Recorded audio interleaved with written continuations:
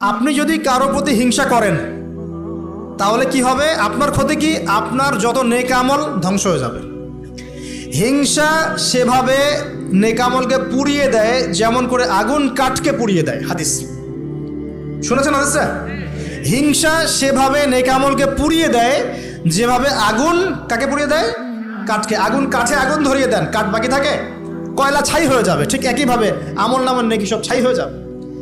আর যদি আপনাকে কেউ হিংসা করে, ঈর্ষা করে, মানে ঈর্ষা না, হিংসা করে এবং আপনার দিকে বদনজর দেয়, হ্যাঁ, আপনার ক্ষতি চায়, আপনার সাথে কুফুরি করে ইত্যাদি, তাবিজ কবজ করে, তখন আপনারও ক্ষতি হতে পারে।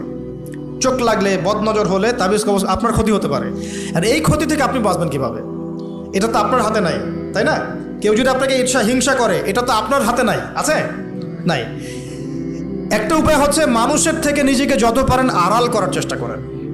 এই যে বারবার বলি না, এত শোডাউনের দরকার নাই, ফেসবুকের দরকার নাই, অনলাইনের এই যে ছবি টবি দরকার নেই, এমনি এমনি বলি না।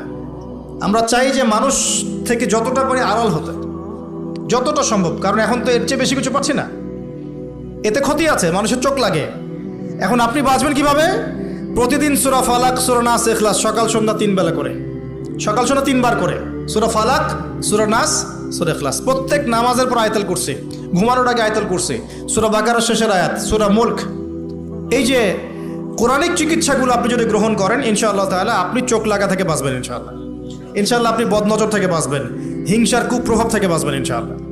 তো এগুলো কিন্তু হেলা কথা বলছি না, এটা এত মারাত্মক। নবী সাল্লাল্লাহু আলাইহি ওয়াসাল্লাম বলেছেন যে চোখ লাগা বদনজরগুলো এত মারাত্মক যে একটা জীবন্ত উটকে রান্নার পাত্রে নিয়ে আসতে পারে। এত ডেঞ্জারাস, এত ডেঞ্জারাস।